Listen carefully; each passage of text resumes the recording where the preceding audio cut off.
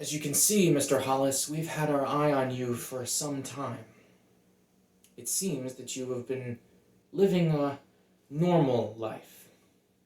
Going to school, going to work, getting 8, 7 hours of sleep a night, keeping your head down, buying your lottery tickets, trying not to cause trouble. Is that a crime? No, Mr. Hollis, don't misunderstand me. We're not the police, and I'm not interested in charging you for living a normal life. There's nothing wrong with living a normal life, Mr. Hollis. So who are you, and why am I here, and why does this feel like a lazy reference to a movie that came out in 1999? I'm you, Mr. Hollis. Or rather, I'm the part of you that isn't interested in living a normal life. You're the one wearing a suit and tie. How is that not normal? By which I mean boring. You've got me there, Mr. Hollis. Better? You were just wearing the suit to make an obscure movie reference, weren't you? Yeah, you got me. You weren't even trying to do the accent. I knew I couldn't do it justice. Yeah, that's fair. So... Right, yes, the reason we're here. See, the world has tried to teach us that a normal life is what we should all be striving for. A life that makes sense. A life where you focus on yourself above all else. Where revenge and an eye for an eye are reasonable responses to the things that the world throws at us. A life where we hate our enemies and expect people who are having a hard time to help themselves. A life where all that matters is getting what we can because we need it and expecting others to do the same.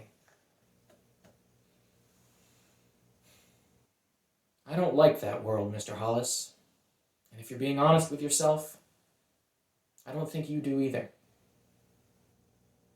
But that's the way the world works. That's just the way things are. What else is there? You remember Jesus, don't you? The guy who said, love your neighbor and love your enemy? So this is a religious thing. What can I say? Apparently, this part of you is a pastor. That's fair. Jesus also told us not to repay evil for evil. And he showed us what it looks like to risk everything to help someone in need. Even when it was hard, even when it might be bad for us, Jesus was always talking about people who cared for those who were struggling. And he showed it in his actions too. But what are those? Those are references. Look them up at home.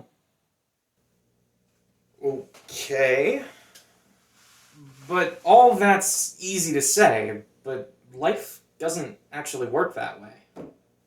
You're right. It doesn't. Okay. A normal life means just looking out for yourself. A normal life means meeting anger with anger of your own. A normal life means punishing others and gaining power and expecting everyone else to be able to pick themselves up by their bootstraps because that's what you had to do. A normal life means only loving those who can do something for you.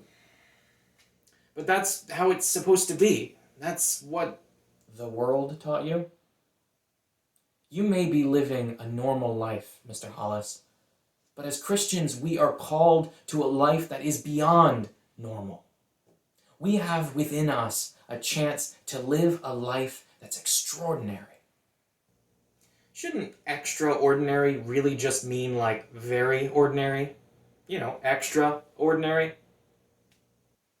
I've wondered that too, Mr. Hollis.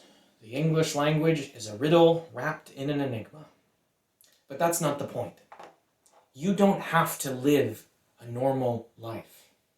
This life that makes sense, that's not the only life there is. A better life, a fuller life, a life that's whole and satisfying and holy, that's a life that goes against the grain. A life that sees self-interest and revenge and thirst for power and says no. I want to be different. I want to push back. I want to be free from all that, and I want to help set others free too. But how? How is that possible? It starts with a first step. A small step, even. Jesus didn't start with giant lightning bolts or huge explosions. He started with one person at a time. And that's all you have to do. Start looking out for others. Looking out with love.